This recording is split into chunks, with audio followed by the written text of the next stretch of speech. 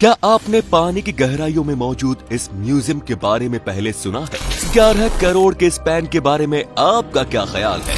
क्या आपने कभी सोचा है कि आखिर चिप्स के पैकेट में हवा क्यों भरी जाती है? अगर नहीं सुना तो कोई बात नहीं, बने रहिए अगले 5 मिनट तक इन सब के राज जानने के लिए। तो चलिए शुरू करते हैं। नंबर 5, अपने साधारण जीवन में हम जिस पेन से लिखते हैं वो कितने के रहते होंगे? 5 रुपए, 10 रुपए, या अगर पेन रखने की शौकीन हैं तो 100 रुपए।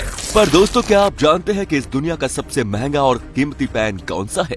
आपकी स्क्रीन पर मौजूद इस पेन का नाम Aurora diamond T fountain pen है और यही इस दुनिया का सबसे महंगा और कीमती पेन माना जाता है। इस पेन की कीमत पूरे 11 करोड़ रुपए है, यानी 1.4 मिलियन डॉलर्स।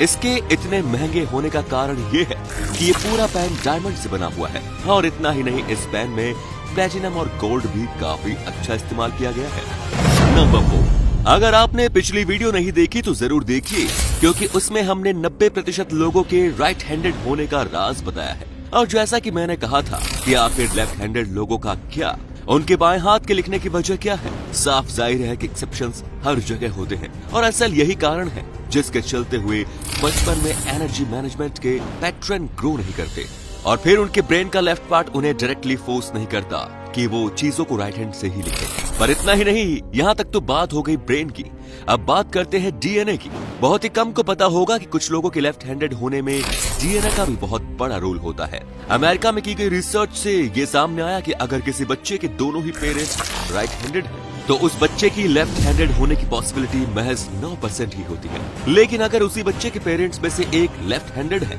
और एक के राइट हैंडेड होने से बच्चे की लेफ्ट हैंड होने की पॉसिबिलिटी 19% तक हो जाती है। और अगर दोनों पेरेंट लेफ्ट हैंडेड हैं, तो बच्चे की लेफ्ट हैंड होने की पॉसिबिलिटी 26% होती है। तो यही है वो 10% एक्सेप्शन लोग जो कि लेफ्ट हैंडेड है। नंबर 3, फिल्म सिटी के नाम पर मुंबई सिर्फ भारत में ही नहीं बल्कि पूरी दुनिया में मशहूर है। लेकिन मुंबई की खूबसूरती बस यहीं तक नहीं, इस शहर को और भी बहुत चीजों के लिए जाना जाता है, जिसमें से एक है नाने घाट, जिसे पूरी दुनिया रिवर्स वाटरफॉल के नाम पे जानती है। आप ये जानकर दंग रह जाएंगे कि मुंबई से 100 किलोमीटर दूर स्थित नाने घाट में झरने नीचे जाने के बजाय ऊपर की तरफ आते हैं। इस मामले में वैज्ञानिकों का ये कहना है कि वहाँ पे हवा बहुत तेज बहती है, जिसके चलते पानी नीचे जाने के बजाय ऊपर की तरफ भागता है।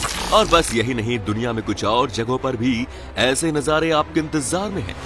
नंबर 2, जब भी आप चिप्स का पैकेट खरीदते हैं तो उसे देखते ही मन में चिड़चिड़ापन लिए ये सवाल तो जरूर उठा होगा कि आखिर चिप्स के इस पैकेट में चिप्स कम और हवा ज्यादा क्यों होती है? ऐसे में चिप्स कंपनियों से ये शिकायत होती है कि पैसे तो हम चिप्स के देते हैं, तो वो हमारे साथ धोखेबाजी क्यों करती है? लेकिन आपको बता दें कि असल में इसके पीछे की वजह धोखेबाजी न होके कुछ और ही है। दरअसल जिसे हम सिर्फ हवा समझते हैं, वो हवा कुछ और नहीं बल्कि नाइट्रोजन है। अब आप में से कईयों के मन में ये सवाल तो जरूर उठता होगा कि आखिर चिप्स कंपनियां पैकेट्स में नाइट्रोजन गैस भरती ही क्यों है? तो आपको बता दूं कि इसके पीछे एक जरूरी वजह है। दरअसल चिप्स को टूटने से बचाने के लिए उसके पैकेट में हवा भरना जरूरी है। इस तकनीक का इस्तेमाल तब से चालू है जब चिप्स बेचने वाली कंपनी फ्रेंगल्स ने चिप्स टूटने की समस्या का हल निकालने के लिए उसे पैकेट के बजाय कैन में बेचना शुरू किया, जो कि कैन की लागत छोटे चिप्स के पैकेट की अपेक्षा काफी ज्यादा होती है। ऐसे में पैकेट्स में चिप्स बेचने के लिए इसमें गैस भरना चिप्स कंपनियों के लिए सही रहा।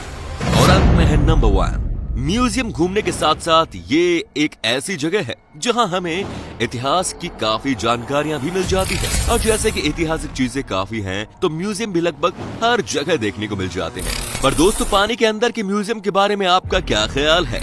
जी हाँ, पानी के अंदर, समुद्र के अंदर मौजूद इस म्यूजियम को कैनकुन म्यूजियम के नाम से जाना जाता है और ये मेक्सिको के कैनकुन शहर के पास कैरेबियन सी में मौजूद है। आप ये जानकर हैरान रह जाएंगे कि समुद्र के नीचे मौजूद इस म्यूजियम में बेहद शानदार 500 स्कल्पचर्स यानी मूर्तियां रखी गई हैं। इन्हें बेहद खास सीमेंट, पीएच, न्यूट्रल और कई सारी चीजों की मदद से बनाया गया है। 2009 में इस म्यूजियम को पूरी तरीके से बना लिया गया था और 2010 के शुरुआती महीनों में इंसानों के देखने के लिए इसे खोल दिया गया। तो दोस्तों, आज के वीडियो में बस इतना ही। जल्दी ही अगले वीडियो में कुछ और होश उड़ा देने वाले फैक्ट्स के साथ आपके साथ हाजिर होंगे। धन्यवाद।